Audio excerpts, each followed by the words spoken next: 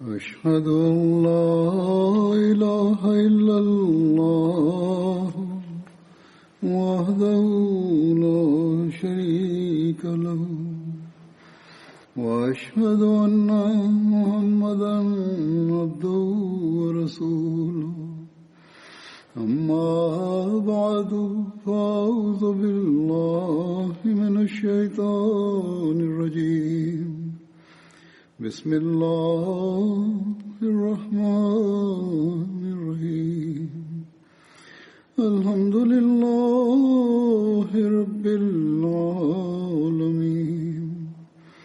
الرحمن الرحيم مالك يوم الدين إياك نعبد وإياك نستعين اهدنا الصراط المستقيم صراط الذين أنعمت عليهم غير المغضوب عليهم ولا الضالين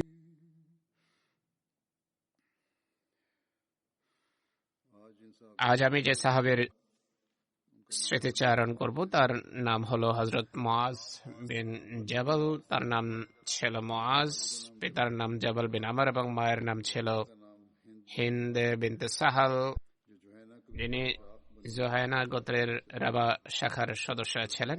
হযরত মুআজ বিন জাবালের ডাক নাম ছিল আব্দুর রহমান। তিনি খাজরাজ গোত্রের উদাই বিন সাদ বিন আলী শাখার সদস্য ছিলেন। সিয়ারুস সাহাবার প্রণেতা লিখেছেন, সাদ বিন আলীর দুই পুত্র ছিল, সালেমা এবং উদাই। বনু সালেমার বংশধর। ইসলামের অভ্যুদয়ের যুগে উদাই বিন সাদের বংশের কেবল দু ব্যক্তি জীবিত ছিল, একজন হযরত মুআজ আর দ্বিতীয়জন তার পুত্র আব্দুর রহমান। বনু উদাইয়ের বসতি বা বাড়িঘর বনু সালেমার বসতি স্থলের পাশে অবস্থিত ছিল। হযরত মুআজ বিন জাবাল রাদিয়াল্লাহু আনহু ছিলেন খুবই ফর্সা ও সুদর্শন, ঝকঝকে দাঁত এবং কাজল কৃষ্ণ চোখ বিশিষ্ট। তিনি স্বজাতির যুবকদের মধ্যে খুবই সুদর্শন যুবক এবং অধিক দানশীল ছিলেন। আবু নুআইম বর্ণনা করেন, হযরত মুআজ বিন জাবাল রাদিয়াল্লাহু আনহু আনসারী যুবকদের মধ্যে সহিষ্ণুতা, লজ্জা সম্ভ্রম এবং উদারতায় অগ্রগামী ছিলেন। হযরত মুআজ বিন জাবাল আকাবার দ্বিতীয় বয়াতে 70 জন আনসারী সহ যোগদান করেন আর ইসলাম ধর্ম গ্রহণ করার সময় তার বয়স ছিল 18 বছর। তিনি রাদিয়াল্লাহু আনহু বদর, উহুদ পরীক্ষা সহ পরবর্তী সকল যুদ্ধে মহানবী সাল্লাল্লাহু আলাইহি ওয়াসাল্লামের সহযোদ্ধা হিসেবে যোগদান করেছেন। বদরের যুদ্ধে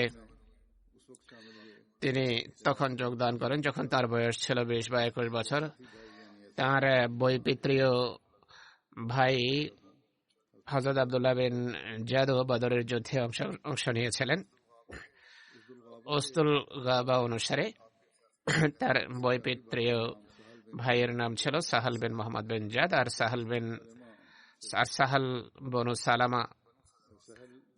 বনু সালামা গোত্রভুক্ত ছিলেন। এ কারণে বনু সালামা তাকেও নিজেদের গোত্রভুক্ত জ্ঞান করত। মুহাজিররা যখন মদিনায় হিজরত করেন তখন মহানবী সাল্লাল্লাহু আলাইহি সাল্লাম মুআজ বিন জাবালের সাথে হযরত আব্দুল্লাহ বিন মাসউদের ভ্রাতৃত্ব বন্ধন রচনা করেন। বিভিন্ন ইতিহাস গ্রন্থে শুধু এই উদ্ধৃতিটি লিপিবদ্ধ আছে। ইসলাম গ্রহণের পর হযরত মুআজ বিন জাবাল বনু সালামার যুবকদের সাথে মিলিত হয়ে বনু সালামার প্রতিমা ভেঙেছিলেন।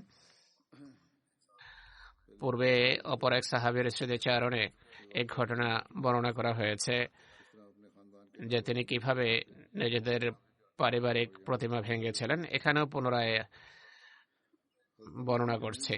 হযরত আমর বিন জামু তার নিজ বাড়িতেই কাঠের একটি প্রতিমা বানিয়ে তার নামকরণ করেছিলেন মানাত এবং সেটিকে তিনি খুবই সম্মান করতেন। আকাবার দ্বিতীয় বয়াতের সময় বনু সালামার কতক যুবক বয়াত করে। তাদের মাঝে হযরত মুআজ বিন জাবালও ছিলেন। স্বয়ং আমরের পুত্র মুআজও বয়াত করেছিল।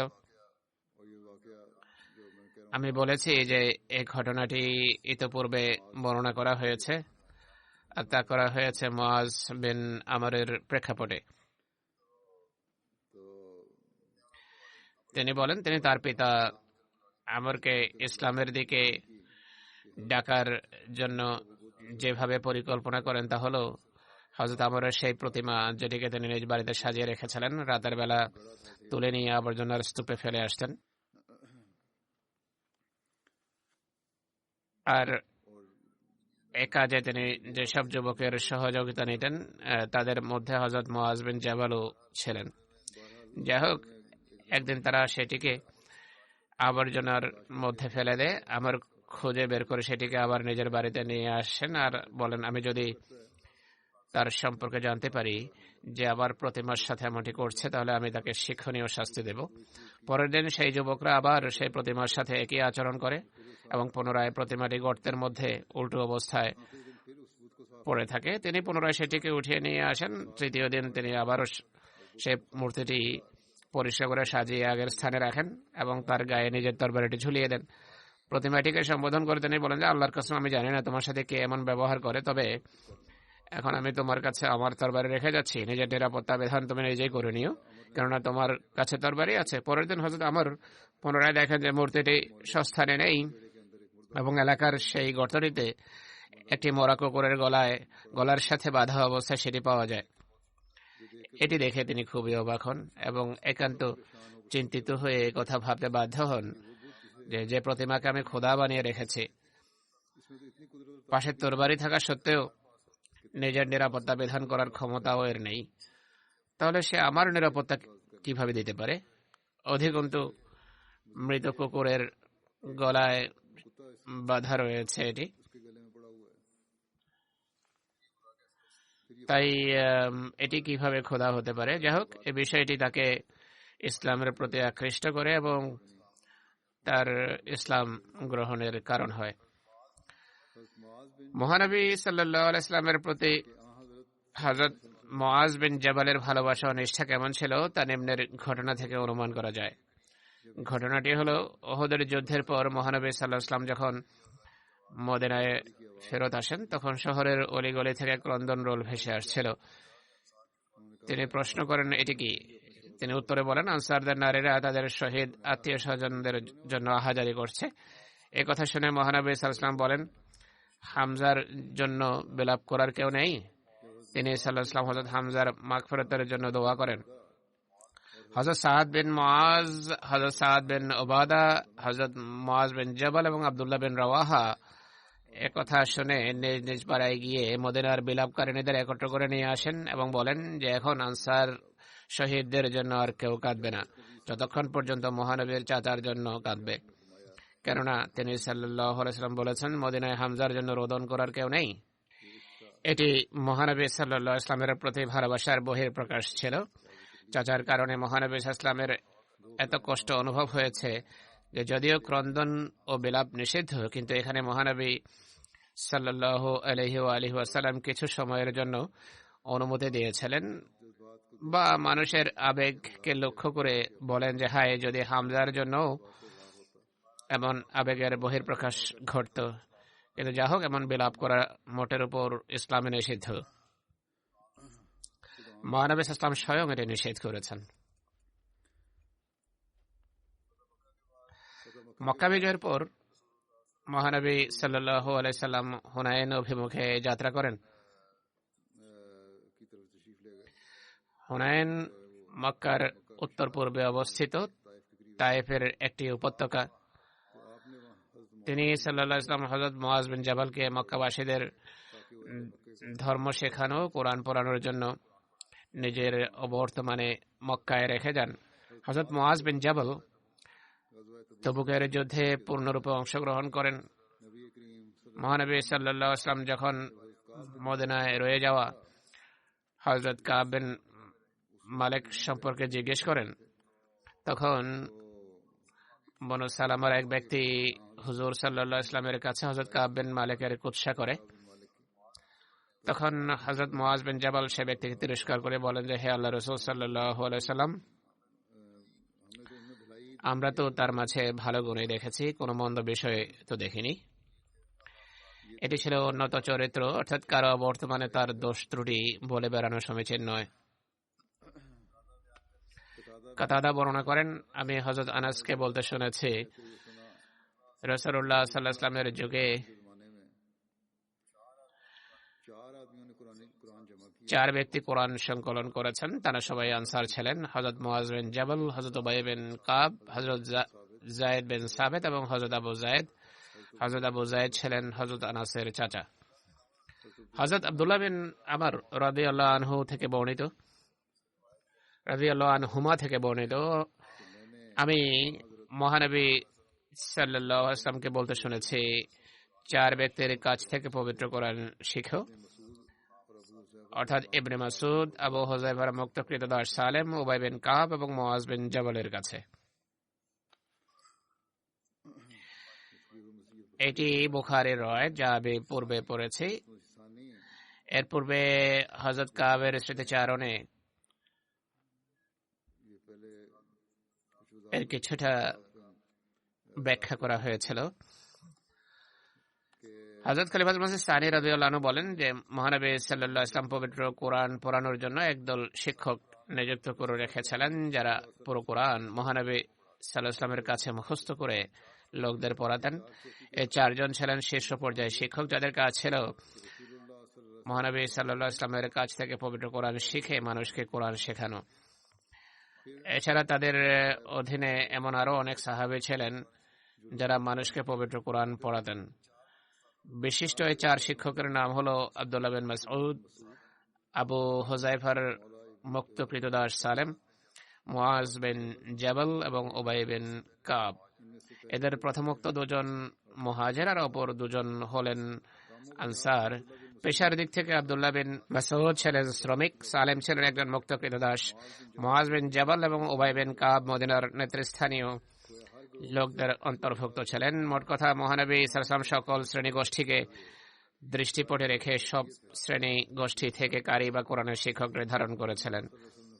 হাদিসে বর্ণিত হয়েছে যে মহানবী সাল্লাল্লাহু আলাইহি ওয়াসাল্লাম বলতেন, খুযিল কুরআন মিন আরবাতিন মিন আব্দুল্লাহিল মাসউদ ওয়া সালিমিন ওয়া মুআজ ইবনে জাবালিন ওয়া উবাই বিন কাব।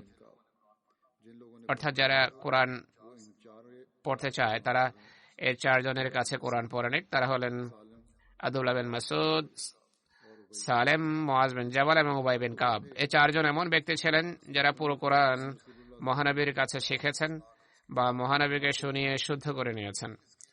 এছাড়াও আরো অনেক সাহাবী মহানবী সাল্লাল্লাহু আলাইহি ওয়াসাল্লামের কাছে সরাসরি যতটা সম্ভব পবিত্র কোরআন শিখতেন। এক রওয়ায়াতে বর্ণিত হয়েছে, হযরত আব্দুল্লাহ বিন মাসউদ একবার একটি শব্দকে ভিন্নভাবে পড়লে হযরত ওমর তাকে বাধা দিয়ে বলেন, এভাবে নয়, বরং এভাবে পড়া উচিত। এতে হযরত আব্দুল্লাহ বিন মাসউদ বলেন, না, আমাকে মহানবী সাল্লাল্লাহু আলাইহি ওয়াসাল্লাম এভাবে শিখিয়েছেন। হযরত ওমর তাকে ধরে মহানবীর কাছে নিয়ে যান এবং রাসূলুল্লাহ সাল্লাল্লাহু আলাইহি ওয়াসাল্লামকে বলেন যে সে কোরআন ভুল পড়ছে। মহানবী সাল্লাল্লাহু আলাইহি ওয়াসাল্লাম বলেন, আব্দুল্লাহ বিন মাসউদ, তুমি পড়ে শোনাও। তিনি যখন শোনালেন তখন মহানবী বলেন, সে তো ঠিকই পড়ছে। হযরত ওমর বলেন যে, হে আল্লাহর রাসূল, এই শব্দ তো আপনি আমাকে অন্যভাবে শিখিয়েছেন। তিনি বলেন, সেটিও সঠিক। এ থেকে বোঝা যায় মহানবীর কাছে কেবল এই 4 সাহাবী পবিত্র কোরআন পড়তেন না, বরং অন্যরাও পড়তেন। যেমন হযরত ওমরের এই উক্তি যে আমাকে আপনি এভাবে পড়িয়েছেন স্পষ্ট করে যে হযরত ওমরও মহানবীর কাছে পবিত্র কোরআন পড়তেন। হযরত আনাস বিন মালিক হতে বর্ণিত, মহানবী সাল্লাল্লাহু আলাইহি ওয়াসাল্লাম বলেছেন, আমার উম্মতের প্রতি সবচেয়ে বেশি দয়াদ্র বা সদয় হলেন হযরত আবু বকর রাদিয়াল্লাহু আনহু। আর আল্লাহর ধর্মে দৃঢ়তার ক্ষেত্রে সর্বাগ্রে হযরত ওমর, তাদের মাঝে সবচেয়ে লজ্জাশীল হযরত উসমান এবং সবচেয়ে উত্তম সিদ্ধান্ত দানকারী হযরত আলী বিন আবি তালেব। তাদের মাঝে আল্লাহর কিতাব পবিত্র কোরআনের সবচেয়ে বেশি জ্ঞান রাখেন উবাই বিন কাব এবং হালাল ও হারামের জ্ঞান সবচেয়ে বেশি রাখেন হযরত মুআজ বিন জাবাল এবং তাদের মাঝে অবশ্য কর্তব্য বিষয়ের জ্ঞান সবচেয়ে বেশি রাখেন হযরত যায়েদ বিন সাবিত। তিনি বলেন, শোনো, প্রত্যেক উম্মতের জন্য একজন আমিন থাকে, আর এই উম্মতের আমিন হলেন হযরত আবু উবাইদা বিন জাররাহ। প্রায় একইভাবে এই রওয়ায়াত পূর্বে বর্ণিত হয়েছে।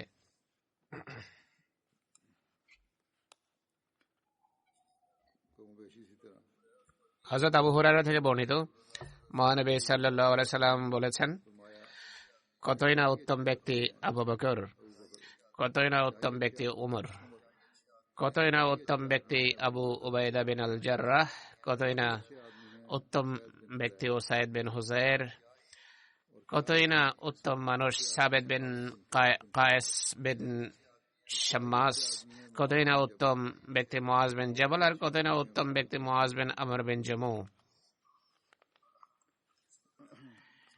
এটি মুসনাদ আহমদ বিন হাম্বলের রওয়ায়াত।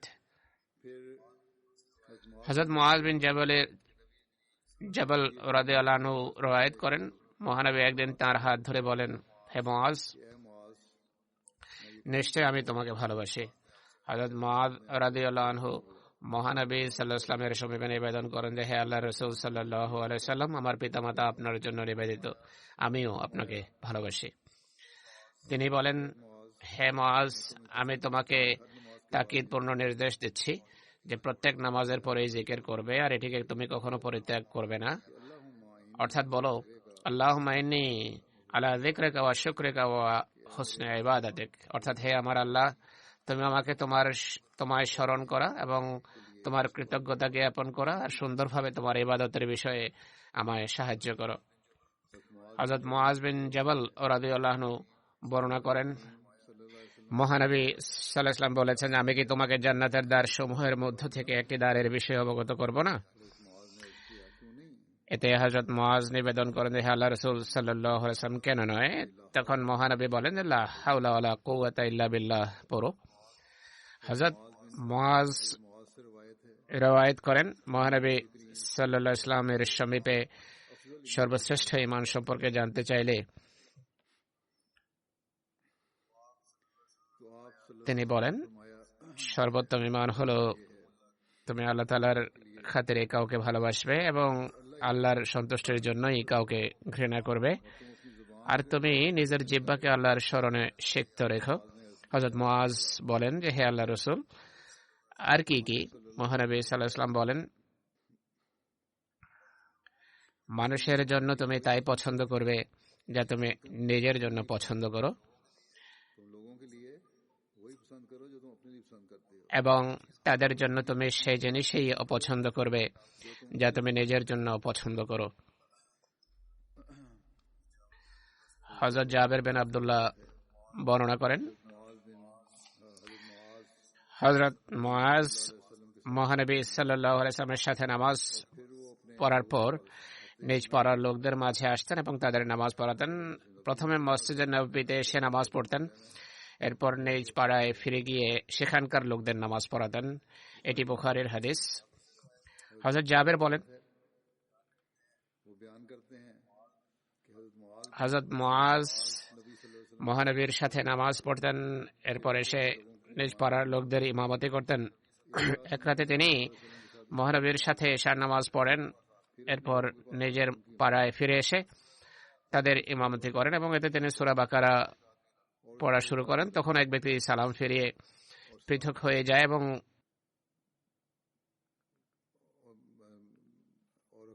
একা নামাজ পড়ে যেতে উদ্যত হয়, অর্থাৎ সে দেখে যে দীর্ঘ সূরা পাঠ করছে, তাই সে সালাম ফিরিয়ে পৃথক হয়ে যায় এবং পৃথক নামাজ পড়ে।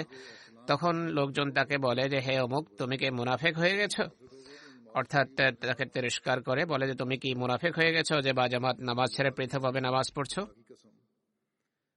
তখন সে উত্তরে বলে যে খোদার কসম আমি মুনাফিক নই, আমি মহানবীর সমীপে উপস্থিত হয়ে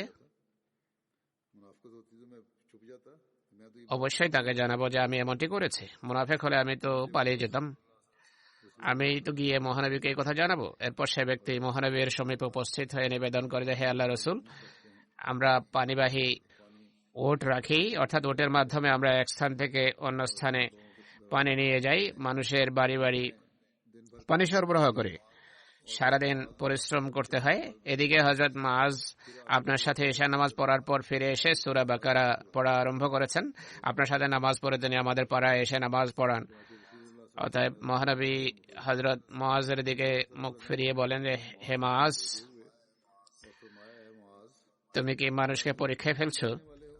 অর্থাৎ তুমি মানুষকে কেন সমস্যার মুখে ঠেলে দিচ্ছ? এগুলো পড়ো, অর্থাৎ এই সূরাগুলো পাঠ করো। এরপর তিনি বলেন যে কি পড়তে হবে। হযরত জাবের রাদিয়াল্লাহু বলেন, মহানবী বলেন ওয়াশ-শামসি ওয়া দুহাহা ওয়াদ-দুহা ওয়াল-লাইলি ইযা ইয়াগশাহা এবং সাব্বিহ ইসমা রাব্বিকাল আ'লা তেলাওয়াত করো। উদাহরণস্বরূপ তিনি এই 4টি সূরার উল্লেখ করেন। এটি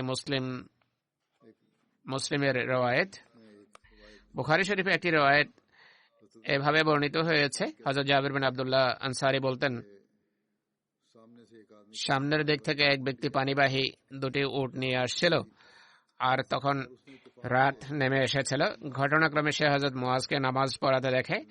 মসজিদে নামাজ হচ্ছিল আর তিনি ইমামতি করছিলেন। এটি দেখে সে ব্যক্তি তার উট বসিয়ে দিয়ে হযরত মুআজের দিকে অগ্রসর হয়, আর হযরত মুআজ সূরা বাকারা বা সূরা নিসা পড়েন। তখন সে নামাজ ছেড়ে চলে যায়। পরে সে জানতে পারে হযরত মুআজ এটি পছন্দ করেননি। তখন উটের মালিক সে ব্যক্তি মহানবীর সমীপে উপস্থিত হয়ে তার কাছে হযরত মুআজের বিরুদ্ধে অভিযোগ করেন। একথা শুনে মহানবী 3 বার বলেন যে মুআজ, তুমি তো মানুষকে কঠিন পরীক্ষায় ফেলে দাও।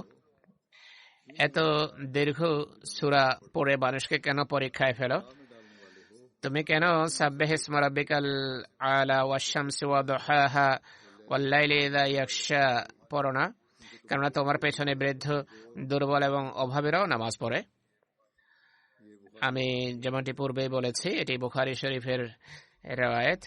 হযরত খলিফাতুল মসিহ সানি রাদিয়াল্লাহু আনহু নামাজে ছোট সূরা পড়া সম্পর্কে মহানবী সাল্লাল্লাহু আলাইহি সাল্লামের হযরত মুআজ বিন জাবালকে উপদেশ প্রদানের কথা উল্লেখ করে বলেন, মহানবী সাল্লাল্লাহু আলাইহি সাল্লাম সাধারণত ফরজ নামাজে সূরা আলা, সূরা আল-গাশিয়া, সূরা ফাজর এবং এই ধরনের অন্য আরো কিছু সূরা পাঠ করা বেশি পছন্দ করতেন। নাসাই হযরত জাবেরের পক্ষ থেকে বর্ণনা করেন, হযরত মুআজ বিন জাবাল একবার নামাজ পড়াচ্ছিলেন। এমন সময় এক ব্যক্তি পেছন থেকে এসে তার সাথে নামাজে যোগ দেয়। হযরত মুআজ নামাজ দীর্ঘ করতে থাকেন। কোন কোন রিওয়ায়াত অনুসারে তিনি সূরা আলে ইমরান বা সূরা নিসা পড়তে আরম্ভ করেন। নামাজ দীর্ঘ হয়ে গেলে সে ব্যক্তি তার নামাজ ছেড়ে দিয়ে মসজিদের অন্য এক কোণে গিয়ে পৃথকভাবে নামাজ পড়ে চলে যায়। নামাজ শেষ হওয়ার পর কোন ব্যক্তি হযরত মুআজের কাছে ঘটনার উল্লেখ করে বলে, আপনি নামাজ পড়াচ্ছিলেন, আর তখন এক ব্যক্তি এসে আপনার সাথে নামাজ শুরু করে, কিন্তু আপনি যখন নামাজ দীর্ঘ করেন তখন সে নামাজ ছেড়ে দিয়ে পৃথক হয়ে যায় এবং এক কোণে নামাজ পড়ে চলে যায়। এই কথা শুনে হযরত মুআজ বলেন, সে কোনো মুনাফিক হবে। পরে তিনি অর্থাৎ হযরত মুআজ স্বয়ং মহানবী সাল্লাল্লাহু আলাইহি ওয়াসাল্লামের সমীপে এই ঘটনার উল্লেখ করেন। এখানে বর্ণিত হয়েছে যে হযরত মুআজ নিজে উল্লেখ করেছেন। তিনি বলেন, হে আল্লাহর রাসূল সাল্লাল্লাহু আলাইহি ওয়াসাল্লাম, আমি নামাজ পড়াচ্ছিলাম আর অমুক ব্যক্তি এসে নামাজ শরীক হয়, কিন্তু নামাজ দীর্ঘ হয়ে গেলে সে নামাজ ছেড়ে দিয়ে আলাদা নামাজ পড়ে চলে যায়। সে লোক যখন জানতে পারে যে মহানবীর কাছে আমার বিরুদ্ধে অভিযোগ করা হয়েছে, তখন সে মহানবীর সমীপে উপস্থিত হয়ে বলে, হে আল্লাহর রাসূল সাল্লাল্লাহু আলাইহি ওয়াসাল্লাম, আমি যখন আসি তখন তিনি নামাজ পড়াচ্ছিলেন আর আমি তার সাথে নামাজে যোগ দেই, কিন্তু তিনি নামাজ দীর্ঘ করেন। আমরা শ্রমজীবী মানুষ, আমার উট নিয়ে অভুক্ত দাঁড়িয়েছিল, তাই আমি নামাজ ছেড়ে দিয়ে মসজিদের এক কোণে দাঁড়িয়ে নামাজ পড়ে নেই। আর বাড়ি গিয়ে আমার উটনিকে খাবার দেই।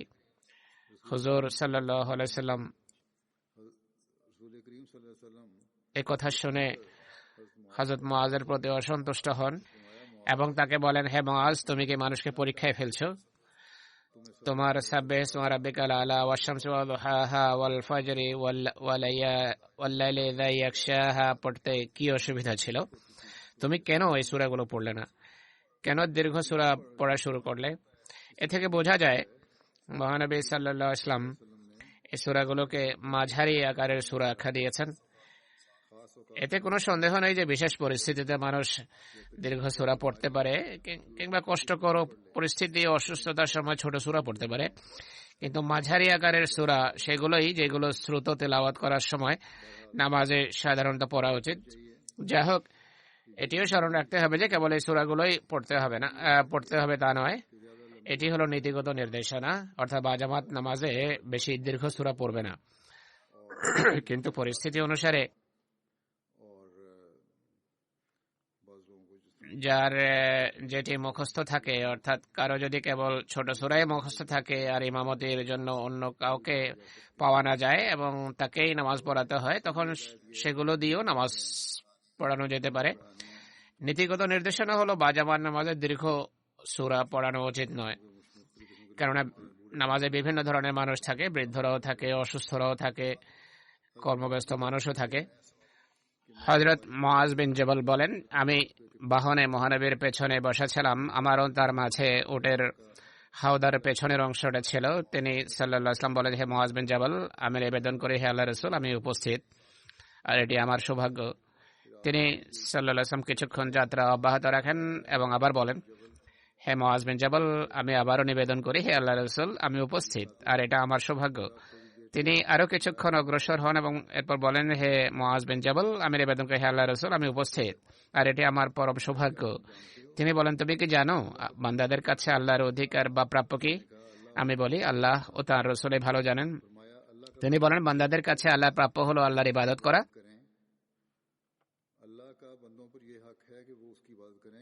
অর্থাৎ বান্দা আল্লাহর ইবাদত করবে এবং কোনো কিছুকে তার শরীক করবে না। এরপর তিনি আবারও কিছু দূর যাত্রা অব্যাহত রাখার পর বলেন, হে মুআজ বিন জাবাল, আমি উত্তরে বলি, হে আল্লাহর রাসূল, আমি উপস্থিত, এটি আমার সৌভাগ্য। তিনি বলেন, তুমি কি জানো আল্লাহর কাছে বান্দাদের অধিকার বা প্রাপ্য কি? প্রথমে আল্লাহর অধিকারের কথা বলা হয়েছে যা বান্দাদের প্রদান করতে হবে, আর এখন আল্লাহর কাছে বান্দাদের প্রাপ্য কি তা বলছেন। অর্থাৎ বান্দা যখন নিজের দায়িত্ব পালন করবে, আল্লাহর অধিকার প্রদান করবে, তখন আল্লাহর কাছে বান্দার কি প্রাপ্য? তখন আমি বলি, আল্লাহ ও তাঁর রাসূল ভালো জানেন। তিনি সাল্লাল্লাহু আলাইহি সাল্লাম বলেন, বান্দাদের শাস্তি না দেয়া। যারা এভাবে আল্লাহ তাআলার কথা মান্যকারী হয়, সেই বান্দাদের অধিকার হলো আল্লাহ তাআলার তাদেরকে শাস্তি না দেয়া। এটি সহিহ মুসলিমের হাদিস। হযরত মুআজ বিন জাবাল বর্ণনা করেন, এক সফরে আমি মহানবীর সাথে ছিলাম। একদিন আমি তার নিকটে যাই এবং আমরা দুজন পাশাপাশি হাঁটছিলাম। আমি বলি যে, হে আল্লাহর রাসূল সাল্লাল্লাহু আলাইহি ওয়াসাল্লাম, আমাকে এমন কোন কাজের কথা বলে দেন যা আমাকে জান্নাতে নিয়ে যাবে এবং আমাকে আগুন থেকে দূরে ঠেলে দেবে। এতে মহানবী সাল্লাল্লাহু আলাইহি ওয়াসাল্লাম বলেন, তুমি অনেক বড় একটি কথা জিজ্ঞেস করেছো, এটি অনেক বড় একটা বিষয়, তবে এটি সে ব্যক্তির জন্য সহজ যার জন্য মহান আল্লাহ সহজ করে দেন। এরপর তিনি সাল্লাল্লাহু আলাইহি ওয়াসাল্লাম বলেন, আল্লাহর ইবাদত করো আর তার সাথে কাউকে শরীক করো না, নামাজ প্রতিষ্ঠা করো, যাকাত দাও, রমজানের রোজা রাখো, বাইতুল্লাহর হজ পালন করো। এরপর তিনি সাল্লাল্লাহু আলাইহি ওয়াসাল্লাম বলেন, আমি কি তোমাকে কল্যাণের দ্বারগুলো সম্পর্কে অবহিত করব না? তিনি বলেন, রোজা হলো ঢাল স্বরূপ, আর সাদকা পাপকে সেভাবে মোচন করে যেভাবে পানি আগুনকে নিভিয়ে দেয়। এছাড়া রাতে উঠে নামাজ পড়া অর্থাৎ তাহাজ্জুদ পড়া।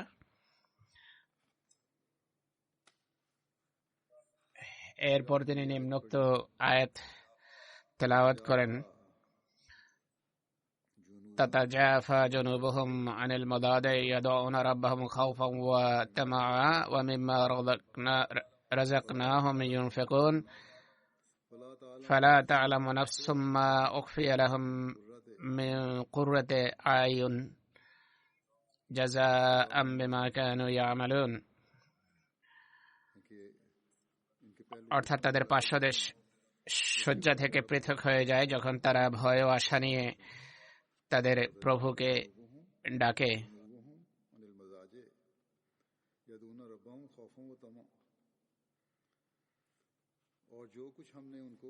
আর আমরা তাদেরকে যা কিছু দান করেছি তারা তা থেকে খরচ করতে কোনো প্রাণী জানে না যে তাদের জন্য তাদের কৃতকর্মের প্রতিদান স্বরূপ নয়নের স্নিগ্ধতা থেকে কত কিছু গোপন করে রাখা হয়েছে। এরপর বলেন, আমি কি তোমাদেরকে এসবের উন্নত চূড়া এবং এর স্তম্ভ আর এর উপরের অংশ সম্পর্কে অবহিত করব কি? তিনি বলেন, তা হলো জিহাদ। এরপর বলেন যে আমি কি তোমাকে এমন কথা অবহিত করব না যার উপরে সবকিছুর ভিত্তি, অর্থাৎ সেই মূল জিনিস যার চারপাশে সবকিছু প্রদক্ষিণ করে। আমি বললাম, হে আল্লাহ রাসূল সাল্লাল্লাহু আলাইহি ওয়াসাল্লাম, অবশ্যই বলুন। তখন তিনি নিজের জিহ্বাকে ধরে বলেন, এটিকে নিয়ন্ত্রণে রেখো। আমি নিবেদন করি, হে আল্লাহর নবী সাল্লাল্লাহু আলাইহি ওয়াসাল্লাম, আমরা এর মাধ্যমে যা বলি তার জন্য কি জিজ্ঞাসিত হব বা তার জন্য কি ধরা পড়ব? তিনি বলেন, তোমার কল্যাণ হোক হে মুআজ। মানুষকে তাদের জিহ্বা দ্বারা কর্তৃত ফসলে লাঞ্ছিত অবস্থায় আগুনে নিক্ষেপ করে।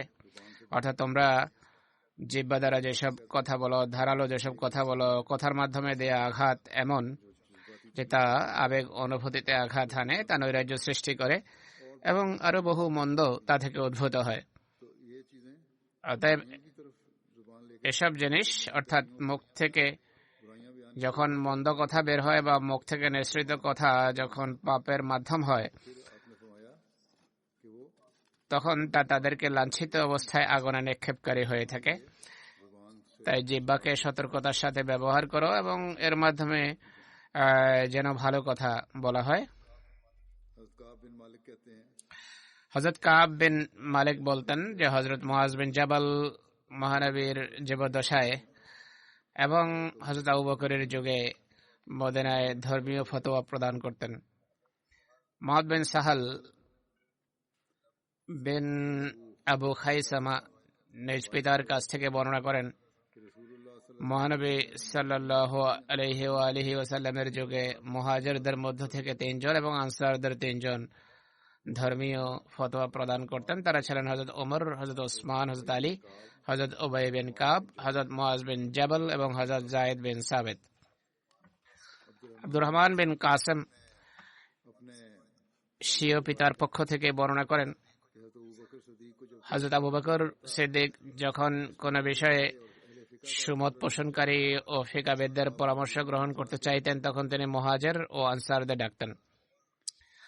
হযরত ওমর, হযরত ওসমান, হযরত আলী, হযরত আব্দুর রহমান বিন আউফ, হযরত মুআজ বিন জাবাল, হযরত উবাই বিন কাব এবং হযরত যায়েদ বিন সাবিতকে ডাকতেন। তারা সবাই হযরত আবু বকরের খিলাফতকালে ধর্মীয় ফতোয়া প্রদান করতেন, অর্থাৎ তারা ইফতা কমিটির সদস্য ছিলেন বা তাদেরকে তিনি এই অধিকার প্রদান করেছিলেন যে তারা নিজেদের সেই জ্ঞানের ভিত্তিতে ফতোয়া দিতে পারতেন যা তারা মহানবীর কাছে শিখেছিলেন। হযরত মুআজ বিন জাবাল হযরত আবু বকরের যুগে সিরিয়ায় স্থানান্তরিত হন, সেখানেই বসবাস আরম্ভ করেন। হযরত মুআজ বিন জাবাল যখন সিরিয়ার উদ্দেশ্যে যাত্রা করেন তখন হযরত ওমর বলেন যে তার মদিনা পরিত্যাগ করা মদিনাবাসীকে ফিকাহ এবং যেসব বিষয়ে তিনি ফতোয়া প্রদান করতেন সেসব ক্ষেত্রে অন্যের মুখাপেক্ষী করে দিয়েছে। হযরত ওমর হযরত আবু বকরকে বলেন, মানুষের তাকে প্রয়োজন, তাকে যেতে বারণ করুন।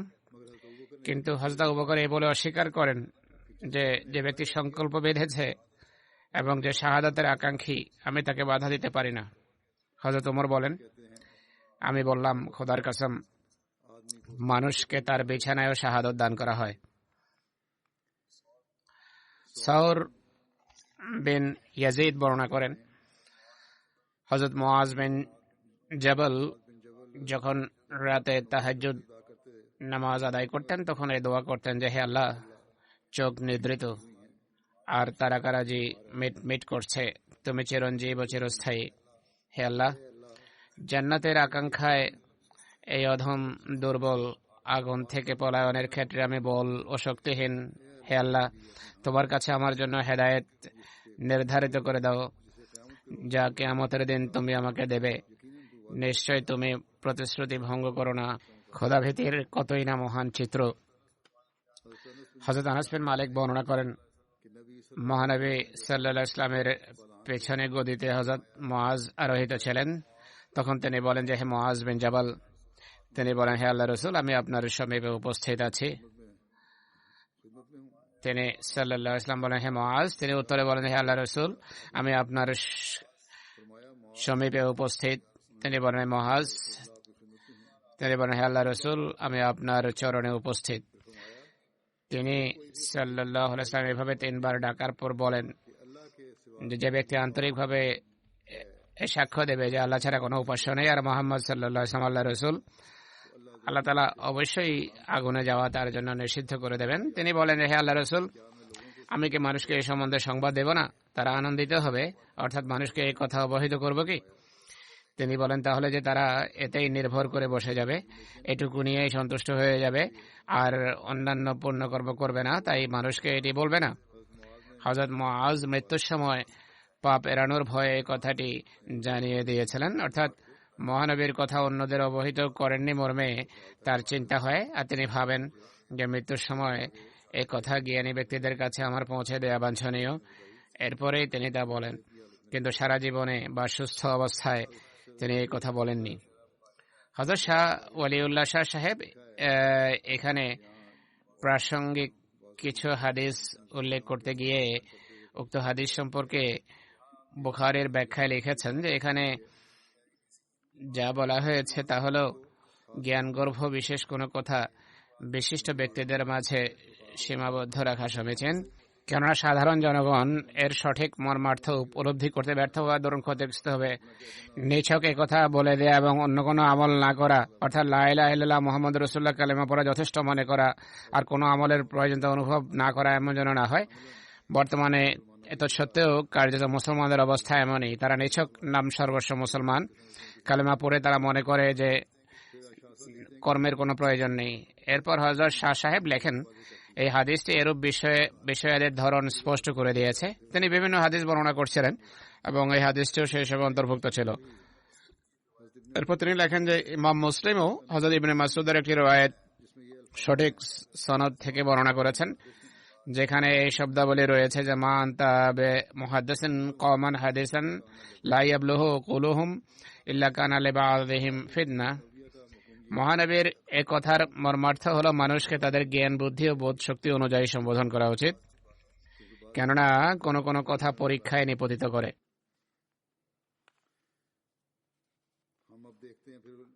এরপর তিনি লেখেন, আমরা এখনো লক্ষ্য করি যে যারা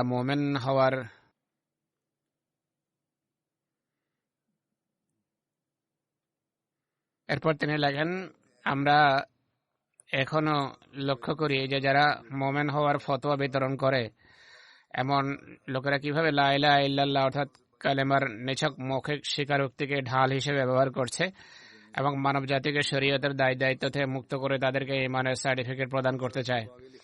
আর সিদকাম মিন কলবে অর্থাৎ এর অবশ্য পালনীয় বিষয়দের প্রতি সামান্যতম দৃষ্টিও দেয় না। প্রত্যেক মৌলবি মেম্বারে উঠে খুতবা প্রদানকারী প্রত্যেক ব্যক্তি মনে করে যে আমার পেছনে যে ব্যক্তি নামাজ পড়ছে সে কালেমা পড়ে নিলেই সার্টিফিকেট পেয়ে গেল, বাকি আর কিছুর প্রয়োজন নেই। এরপর তিনি লেখেন যে মৌখিকভাবে স্বীকারোক্তি প্রদানকারী এসব মুমিন থাকা সত্ত্বেও মহানবী বলেছিলেন যে তখন ঈমান অন্তরেও থাকবে না এবং মুখেও নয়, বরং তা থাকবে সরিয়া নক্ষত্রে। অর্থাৎ এখানে তিনি আখেরি জামানার কথা বলেছেন, আর তখন বলেছেন যখন কিনা তারা অর্থাৎ সাহাবীরা উপস্থিত ছিলেন। পাশাপাশি মহানবী কালেমা পড়ার কথাটিও বলেছিলেন। এরপর তিনি লেখেন যে মান লাকি আল্লাহ লা ইউশরিকু বিহি শাইআ অর্থাৎ যে ব্যক্তি মৃত্যু সকল প্রকার শিরক থেকে বেঁচে চলবে সে জান্নাতে প্রবেশ করবে। মহানবীর হযরত মুআদকে 2-3 বার সম্বোধন করে নিশ্চিত হয়ে যাওয়া, এরপর এই কথা বলা যে নীতির অধীনে ছিল, তা হলো তিনি যার জানার আগ্রহ এবং বাসনাকে জাগ্রত করেছেন। অর্থাৎ তিনি সাল্লাল্লাহু যখন 2-3 বার ডাকেন তখন সেই সাহাবী বলেন লাব্বাইক, জি আমি উপস্থিত রয়েছি। এভাবে তার মনোযোগ নিবদ্ধ হয় এবং আগ্রহ সৃষ্টি হয় তা জানার জন্য, যা মহানবী বলতে চাইছেন। যখন পরিপূর্ণ মনোযোগ নিবদ্ধ হয় তখন তিনি শাসন তাকে উক্ত কথা বলেন। এরপর শাহ সাহেব লেখেন যে এমনটি করার উদ্দেশ্য হলো কথা যেন ভালোভাবে মস্তিষ্কে গেঁথে যায় এবং এর প্রভাব হৃদয়ে প্রতিষ্ঠিত থাকে। এই বিষয়টি মনে গেঁথে দেওয়ার উদ্দেশ্যে মহানবী 3 বার তার দৃষ্টি আকর্ষণ করেন। হযরত মুআযও মহানবীর উক্ত আদেশের প্রতি পূর্ণ শ্রদ্ধাশীল ছিলেন এবং জীবনের অন্তিম মুহূর্তে তিনি তা অবহিত করেন, যেন একটি গুরুত্বপূর্ণ এমন যেন না হয় যে আল্লাহ তাআলা বলবেন তুমি একটি বিষয়ের জ্ঞান লাভ করা সত্ত্বেও তার কাউকে বলনি, অর্থাৎ জ্ঞানের কথা কমপক্ষে জ্ঞানী লোকদের কাছে পৌঁছে যাওয়া উচিত। এমনিতে বর্তমানে মুসলমানরা ইমানের দাবি করে থাকে এবং কলেমা পড়েই মনে করে যে শিরক থেকে পবিত্র হয়ে গিয়েছে, কিন্তু তাদের হৃদয় শিরকে কলুষিত। জাগতিক উপায় উপকরণের উপরেই তাদের ভরসা। তাদের আসল চিত্র যদি উদ্ঘাটন করে দেখা যাবে, বড় বড় খতিবরাও জাগতিক উপায় উপকরণের উপরেই নির্ভর করে। পূর্বে যে হাদিসটি বর্ণিত হয়েছে কালেমা পাঠকারীদের জন্য আগুন হারাম হওয়ার যে উল্লেখ হয়েছে, তা থেকে এটি স্পষ্ট হয় যে এই প্রতিদান আল্লাহ তাআলা দেবেন। এটি কোনো মানুষের কাজ নয় যে কোন কালেমা পাঠকারীর উপর ফতোয়া আরোপ করবে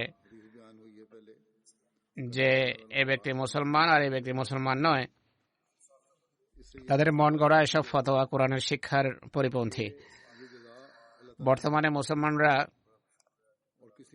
রবিউল আউয়াল মাসের প্রেক্ষিতে ঘটা করে যে মিলাদুন্নবী দিবস পালন করছে, সেক্ষেত্রে প্রকৃত বিষয় হল মহানবীর শিক্ষা এবং আদর্শকে অনুসরণ করা। জ্ঞানের বড়াই করে কেবল নিজেদেরই মুসলমান মনে করবেন না, বরং কালেমা পাঠকারীদের বিষয়ে আল্লাহ তাআলার উপর ছেড়ে দিন। এই বিষয়গুলোই মহানবীর পবিত্র আত্মার জন্য আনন্দের কারণ হবে, তার উম্মতের পক্ষ থেকে আনন্দের কারণ হবে।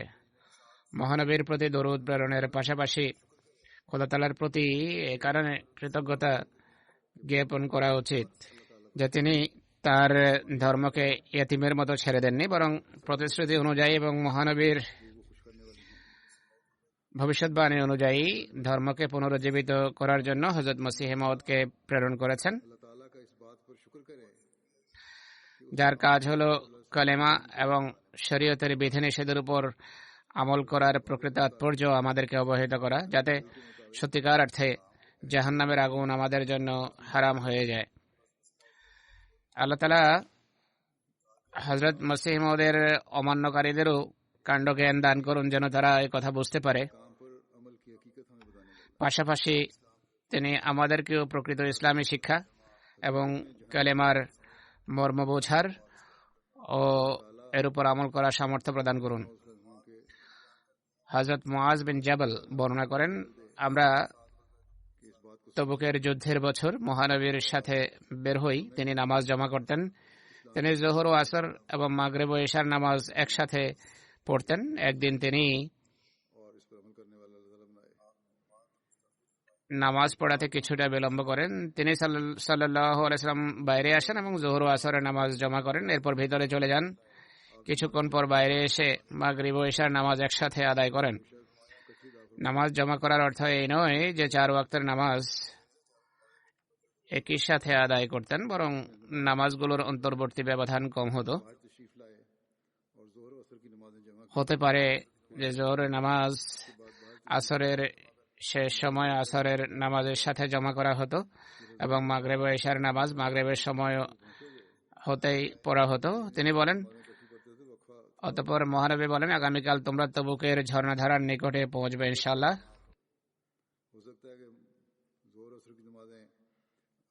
যতক্ষণ পর্যন্ত দিনের আলো ভালোভাবে দেখা না যাবে তোমরা সেখানে পৌঁছাতে পারবে না, অর্থাৎ তোমরা দিনের বেলায় সেখানে পৌঁছবে। আর এটি তিনি অনুমান করে বলেছিলেন। তিনি বলেন, তোমাদের মধ্য থেকে যেই সেই ঝর্ণার নিকটে পৌঁছবে, আমি না আসা পর্যন্ত সেটির পানি যেন কেউ আদৌ স্পর্শ না করে, অর্থাৎ সেখানে পৌঁছে তোমরা পানি পান করবে না, হাতও লাগাবে না যতক্ষণ পর্যন্ত না আমি পৌঁছি। বর্ণনাকারী বলেন যে আমাদের আগেই সেখানে দুই ব্যক্তি পৌঁছে গিয়েছিল আর ঝর্ণার প্রবহমান পানি ফিতার ন্যায় সরু ধারায় প্রবাহিত হচ্ছিল, অর্থাৎ খুবই সামান্য মাত্রায় পানি প্রবাহিত হচ্ছিল। বর্ণনাকারী বলেন মহানবী তাদের উভয়কে জিজ্ঞেস করেন যে তোমরা কি এর পানি স্পর্শ করেছো বা পানিতে হাত লাগাওনি তো?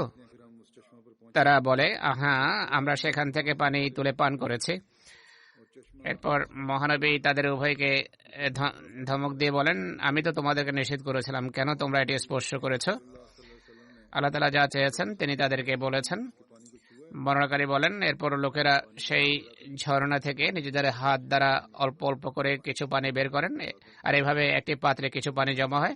সত্যিকার অর্থে খুবই সরু জলধারা বয়েছিল। বর্ণনাকারী বলেন এরপর মহানবী পাত্রের মধ্যে দুই হাত ধৌত করেন এবং মুখ ধৌত করেন। এরপর সেই পানি পুনরায় ঝর্ণার মাঝে ঢেলে দেন, অর্থাৎ তিনি ঝর্ণার পাশে বসে মুখ ধৌত করেন আর সেই পানি গড়িয়ে ঝর্ণার মধ্যে পড়ছিল। তখন ঝর্ণা দ্রুত বেগে প্রবাহিত হতে আরম্ভ করে।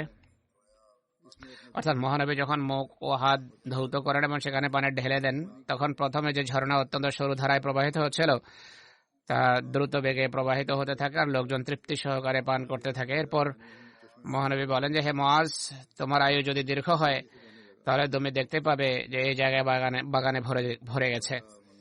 হাদিসের গ্রন্থাবলী থেকে জানা যায় যে এই মুজিজা বা অলৌকিক নিদর্শন সেই সময় সংঘটিত হয়েছিল যখন মহানবী কেবল তবুক প্রান্তরে পৌঁছেছিলেন। সিরাত ইবনে হিশামে বর্ণিত হয়েছে যে এই ঘটনা তবুক প্রান্তর থেকে ফিরে আসার সময় মুশাক্কাক নামক একটি উপত্যকায় সংঘটিত হয়েছিল। এই ঘটনাটি হযরত ইমাম মালিক তার হাদিস গ্রন্থ মুয়াত্তাতেও বর্ণনা করেছেন। মুহাম্মদ বিন আব্দুল বাকি জারকানি এই হাদিসটির ব্যাখ্যা করতে গিয়ে লিখেছেন, আবু ওয়ালিদ বাজি বলেন এটি অদৃশ্যের সংবাদ যা পূর্ণতা লাভ করেছে।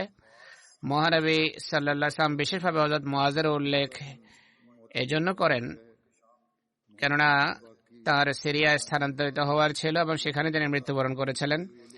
তিনি সাল্লাল্লাহু আলাইহি ওয়াসাল্লাম ওহির মাধ্যমে জানতে পেরেছেন যে হযরত মুআজ এই জায়গা দেখতে পাবেন এবং সেই উপত্যকা তার বরকতে বৃক্ষরাজি ও উদ্যান সম্ভারে পরিণত হবে।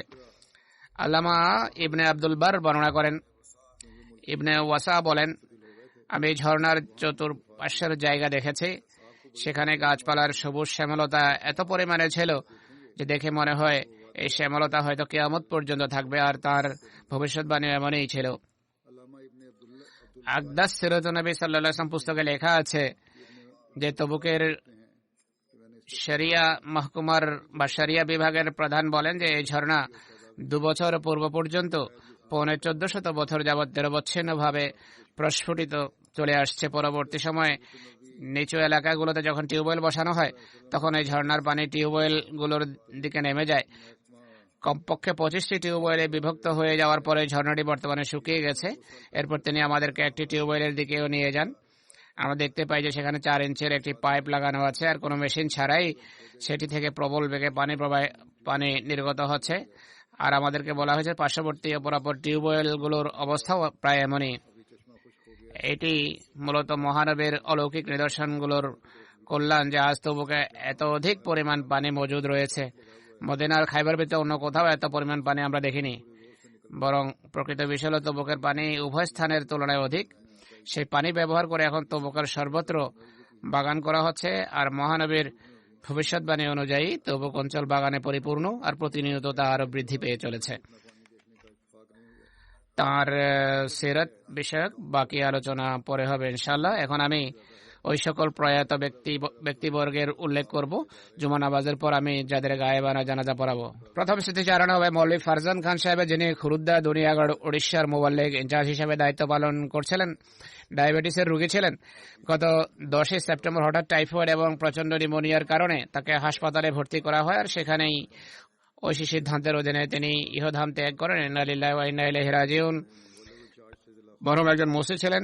ছেড়ে যাওয়া আত্মীয় স্বজনের মাঝে তার স্ত্রী সকিনা বেগম ছাড়াও এক মেয়ে ফরিহা এবং ছেলে স্নেহের রায়হান সাহেব রয়েছেন।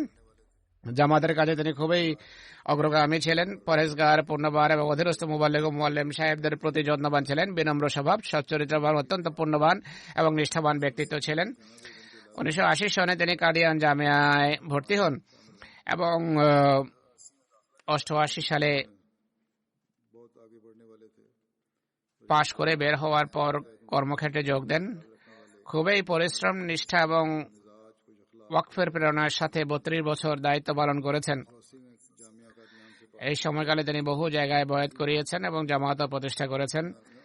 তার স্ত্রী সকিনা বেগম সাহেবা বলেন, মৌলভী সাহেব বলতেন তার প্রথম পোস্টিং হয় হরিয়ানায়। সেখানে নির্দিষ্ট কোনো জায়গা ছিল না এবং উক্ত এলাকায় কোনো আহমদীও ছিল না। তিনি বিভিন্ন জায়গায় ঘোরাফেরা করতেন এবং তবলিগ করতেন আর সেন্টার বা পকেট বানাতেন। সেখানে থাকা অবস্থায় একবার একটি গ্রামে যান এবং গ্রামের লোকদের কাছে জামাতের বাণী পৌঁছান। সেখানকার এক স্থানীয় ব্যক্তি এসে বলে যে আমাদের মহিষ দুধ দেয় না, আপনাদের জামাত যদি সত্য হয় তাহলে আপনি পানিতে দম করে আমাকে দেন, আমি মহিষকে তা পান করাবো যেন সেই মহিষ দুধ দেয়। আপনার পক্ষ থেকে যদি এই অলৌকিক নিদর্শন প্রকাশিত হয় তাহলে আমরা অর্থাৎ পুরো পরিবার বয়াত করব। মৌলভী সাহেব বলেন, আমি সূরা ফাতিহা ও দরুদ শরীফ পাঠ করি এবং কিছু দোয়া পড়ে পানিতে দম করে সেই ব্যক্তিকে দিয়ে দেই। সেই ব্যক্তি পানি নিয়ে চলে যায়। আমি সেই গ্রামে সারা রাত অবস্থান করি। মৌলভী সাহেব বলেন, গ্রামে একটি বড় গাছ ছিল। সেই বৃক্ষের নিচে আমি সারা রাত বসেছিলাম এবং দোয়া করতে থাকি যে হে আল্লাহ, তুমি হযরত মসিহ মদের সত্যতার নিদর্শন প্রকাশ করো। মৌলভী সাহেব বলেন, সকাল হতেই দেখি এক ব্যক্তি বালতি নিয়ে আসছে এবং বালতিতে দুধ ছিল। সে ব্যক্তি বলে, মৌলভী সাহেব আমাদের মহিষ দুধ দিয়েছে। আনন্দ প্রকাশ করতে গিয়ে এসে বলে, আমি ও আমার পরিবার বুঝে গেছি যে আহমদিয়া মুসলিম জামাত সত্য, তাই আমরা পুরো পরিবার সানন্দে বয়াত করছি। তার ছেলে রায়হান বলেন, আমার পিতার মাঝে নম্রতা বিনয় ছিল সীমাহীন। অত্যন্ত কোমল হৃদয়ের অধিকারী ছিলেন। সবার সাথে ভালোবাসার আচরণ করতেন। আল্লাহ তাআলার সন্তুষ্টি এবং জামাতের সেবার উদ্দেশ্যে নিজ জীবন কাটিয়েছেন। যুগ খলিফার প্রতিটি আদেশ ও দিক নির্দেশনায় সাড়া দিতেন আর আমাদেরকেও একই উপদেশ দিতেন। আমাদের সাথে স্নেহপূর্ণ ভালোবাসাপূর্ণ আচরণ করতেন। জামাতের কাজের পাশাপাশি ঘরের কাজে অংশ নিতেন আর মাকে সাহায্য করতেন। সারা জীবন নিজের নামাজেরও সুরক্ষা করেছেন আর আমাদের নামাজেরও সুরক্ষা করিয়েছেন। আমাদেরকে সর্বদা সরল সঠিক পথে চলার উপদেশ দিতেন। তার সাথে যত মুআল্লিম ও মুরব্বী সাহেব কাজ করতেন তারা সবাই লেখেন যে তিনি একজন আদর্শ স্থানীয় মুবাল্লিগ ছিলেন এবং শরীদ ছিলেন, আর আমরা তাকে কখনো রাগান্বিত হতে দেখিনি। পরবর্তী জানাজা আব্দুল্লাহ মুসিকো সাহেবের, যিনি মালয়েশিয়ার স্থানীয় মুবাল্লিগ ছিলেন। গত 7 অক্টোবর তারিখে অজ্ঞান হয়ে গেলে হাসপাতালে নেওয়া হয়, কিন্তু আরোগ্য লাভ হয়নি এবং ওই রাতেই তিনি মৃত্যুবরণ করেন। ইন্না লিল্লাহি ওয়া ইন্না ইলাইহি রাজিউন। মৃত্যুকালে তার বয়স হয়েছিল 68 বছর। তিনি মুসি ছিলেন। স্ত্রী ছাড়াও তিনি 8 জন সন্তান রেখে গেছেন। মালয়েশিয়ার 2 জন মুরব্বী সালাউদ্দিন সাহেব ও মসরুর আহমদ সাহেবের তিনি শ্বশুর ছিলেন। আব্দুল্লাহ মুসিকো সাহেব ফিলিপাইনে জন্মগ্রহণ করেন। বিশ্ববিদ্যালয়ের পড়ালেখা শেষ করার পর মুসলিম সংগঠন মৌরো ন্যাশনাল লিবারেল ফ্রন্টে যোগদান করেন। এই সংগঠন সরকারের বিরুদ্ধে সক্রিয় ছিল, যার উদ্দেশ্য ছিল ফিলিপাইনে ইসলামী শাসন প্রতিষ্ঠা করা। 1973 সনে তার পিতামাতা ফিলিপাইন থেকে মালয়েশিয়া হিজরত করেন এবং সুন্দাকন সুবাতে বসবাস করেন। যাই হোক, আল্লাহ তাআলা তাকে পুণ্যাত্মা দিয়েছিলেন, সুস্থ হৃদয় দিয়েছিলেন। কয়েকবার তিনি হযরত মসিহ মউদ ও খলিফাতুল মসিহ সানি এবং সালেসকে স্বপ্নে দেখেন। খোদার ইচ্ছায় 1973 সনে তিনি তাকিনাবালুর জলসা সালানায় অংশগ্রহণের সুযোগ পান। সেখানে জলসার সব কার্যক্রম তার ঈমান বৃদ্ধির কারণ হয় এবং তিনি বয়াত গ্রহণ করেন।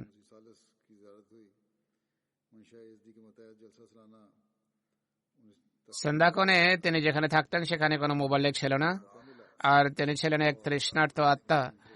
সুতরাং সেই তৃষ্ণা নিবারণের জন্য তিনি জামাতের পুস্তকাদি গভীরভাবে অধ্যয়ন করেন। তবলিগের গভীর আগ্রহ ছিল, সেই আগ্রহকে তিনি বাস্তব রূপ দেন আর বন্ধু বান্ধব, আত্মীয় স্বজন এবং নিজ এলাকায় অনেককে তবলিগ করেন। এর ফলে অনেক লোক আহমদীয়তে অন্তর্ভুক্ত হয়, ইসলাম গ্রহণ করে। তার তবলিগের আগ্রহের কারণে তিনি জীবন উৎসর্গ করেন এবং তাকে মুবাল্লিগ হিসেবে নিযুক্তি দেওয়া হয়। একইভাবে তিনি কয়েক বছর ফিলিপাইনে খায়রুদ্দিন বারুচ সাহেবের সাথেও কাজ করার সুযোগ পান। তার পবিত্র স্বভাব, শিক্ষানুরাগ, বিনয়, দীনতা ও খোদাভীতির কারণে তিনি সেখানে অনেক কাজ করেন এবং খ্রিস্টানদের সাথেও ধর্মীয় বিতর্ক করতেন। বেশ কয়েকজনকে ইসলামের ক্রোড়ে নিয়ে আসেন। উর্দু বলতে পারতেন না, কিন্তু শেখার আগ্রহ ছিল। বেশ কিছু উদ্ধৃতি মুখস্থ ছিল, নজম মুখস্থ ছিল। অতিথি পরায়ণতার খুব আগ্রহ ছিল। বেশিরভাগ জুমাতে আগতদের আতিথেয়তা করতেন। সুশৃঙ্খল মানুষ ছিলেন। তিনি চাইতেন প্রত্যেকে যেন সুশৃঙ্খল থাকে এবং তদনুযায়ী তরবিয়ত করতেন। কয়েক বছর যাবৎ চলাফেরার সমস্যা ছিল, কিন্তু তা সত্ত্বেও কখনো নিজের কষ্টকে নিজের কাজে বাদ সাধতে দেননি। তৃতীয় জানাজা কাদিয়ানের মুআল্লিম সিলসিলা আব্দুল ওয়াহিদ সাহেবের, যিনি 12 সেপ্টেম্বর তারিখে 56 বছর বয়সে মৃত্যুবরণ করেন। ইন্না লিল্লাহি ওয়া ইন্না ইলাইহি রাজিউন। তিনি এক খ্রিস্টান পরিবারে জন্মগ্রহণ করেছিলেন। তার বংশের সর্বপ্রথম বয়াত গ্রহণের সৌভাগ্য লাভ করেন তার বড় ভাই, যিনি অবসরপ্রাপ্ত মুআল্লিম ছিলেন। এরপর পুরো পরিবার বয়াত করে। আহমদিয়ত গ্রহণের পর মরহুম জামিয়াতুল মুবাশশিরিনের ত্রিবর্ষীয় কোর্স করেন। সেখান থেকে পাশ করে বিভিন্ন এলাকায় তাবলীগের জন্য যান। কাদিয়ানের বিভিন্ন এলাকাতেও তালিম ও তরবিয়তের দায়িত্ব তার উপর অর্পিত হয়। অত্যন্ত অনুগত এবং পূর্ণ নিষ্ঠার সাথে কাজ করতেন। তাবলীগে ভালো দক্ষতা রাখতেন। তার মাধ্যমে কাদিয়ানের 3টি খ্রিস্টান ও 3টি আহমদী পরিবার জামাতভুক্ত হয়। তাদের মধ্য থেকেও 2 ব্যক্তি আল্লাহ তাআলার ফজলে ওসিয়ত করেছে, অর্থাৎ শুধু বয়াতই করেনি বরং পুণ্যের ক্ষেত্রে অগ্রগামী। তার পরিবারে তিনি একজন পুত্র ও 2 জন কন্যা রেখে গেছেন। তার পুত্র এবছর জামিয়া পাশ করে মুরব্বী হয়েছে। আল্লাহ তাআলা সব মরহুমের পদমর্যাদা উন্নীত করুন, ক্ষমা ও দয়ার আচরণ করুন। আল্লাহ তাআলা তাদের সন্তানদেরকে তাদের পুণ্যকর্ম ধরে রাখার সামর্থ্য দিন। আল্লাহ তাআলা তাদের ইচ্ছা অনুসারে তাদের সন্তানদের তরবিয়ত করুন। তাদের মধ্য থেকে কয়েকজন সন্তান ওয়াকফে জিন্দেগি রয়েছে, তারা খেলাফতের সত্যিকার সুলতান তথা সাহায্যকারী হোক। আমি যেমনটি বলেছি, জুমার নামাজের পর আমি তাদের জানাজা পড়াবো ইনশাআল্লাহ।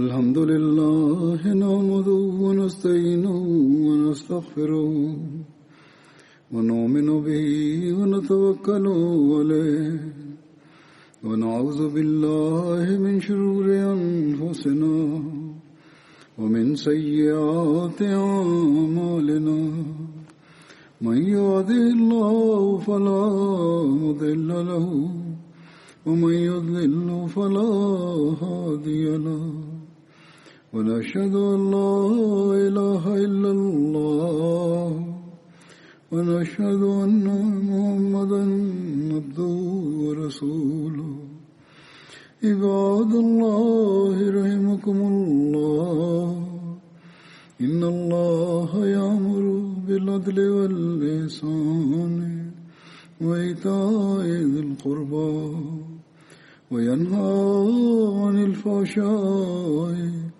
والمنكر والبغي يعظكم لعلكم تذكرون اذكروا الله يذكركم وادعوه يستجب لكم ولذكر الله أكبر